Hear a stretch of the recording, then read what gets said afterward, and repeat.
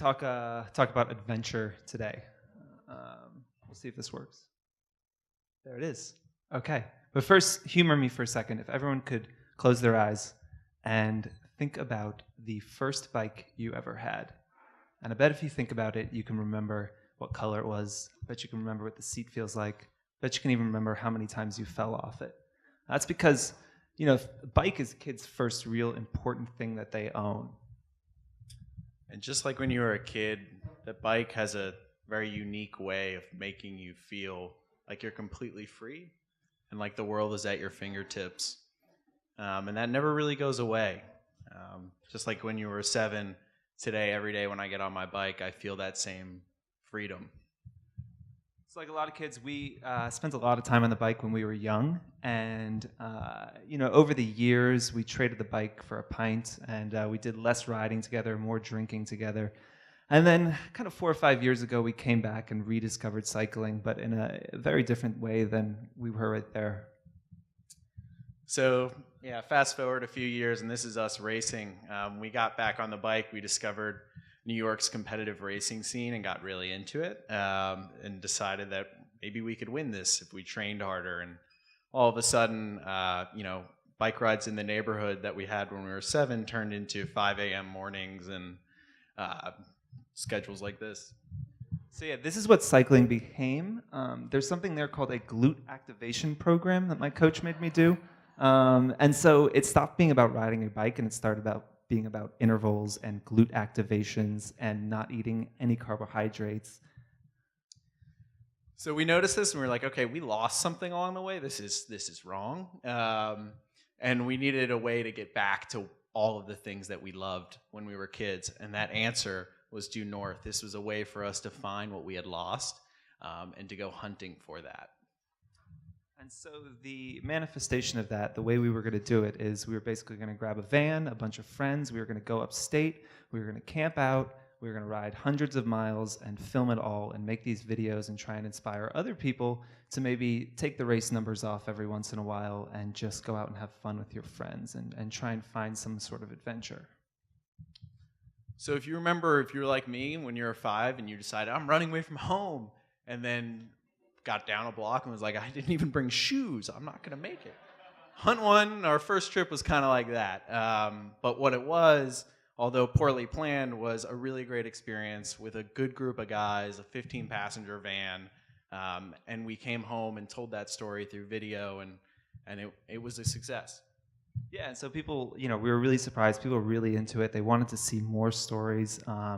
And people were really connecting with the idea, again, of just kind of going out with your friends and doing something unique.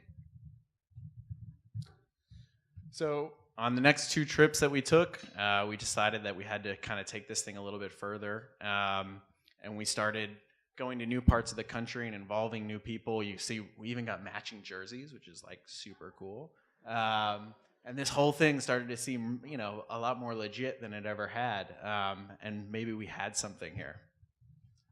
And so we had a few, we're 2 years into this now, and this is not by any means our jobs. But we were surprised by a few things. The first thing that anyone cared, that was really surprising and humbling and awesome. But secondly, everyone was calling us an adventure company, and they were saying that we were like going on all of these great adventures. So Due North is a company that celebrates adventure, yes. The only problem is that we've never actually been on one. A better way of describing our trips are well-orchestrated photo shoots, where we try and get a short documentary video out of that. And to illustrate that point... Yeah, so here's our last trip. And notice a few things. First, the $100,000 Mercedes Sprinter van, full of food. Second is the pickup truck with our cinematographer with a $60,000 red camera, and our photographer. And then those are 8 $12,000 bikes that we're riding. So not really an adventure, as it were.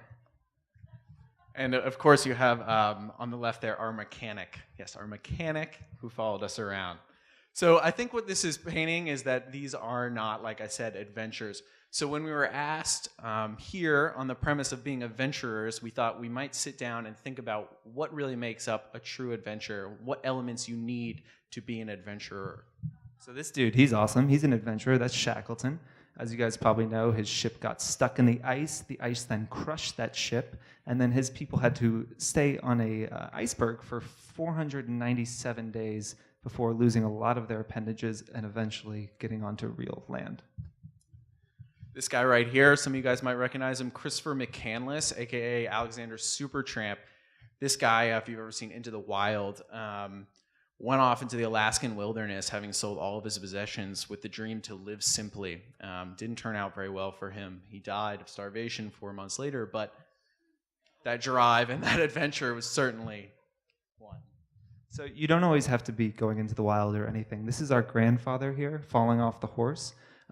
He dropped out of school in 8th grade. He stowed away on a trip, went through the Panama Canal. He was in the Army. He was a minor league baseball player. He was a boxer. He was the best jockey in the country. He moved everywhere, and he kind of lived his life without any rules. So what do all these guys have that we don't? And what makes a true adventure? We boiled it down to 3 things. The first is the unknown. You're going in without knowing the outcome. The second is risk. You have to take a big risk.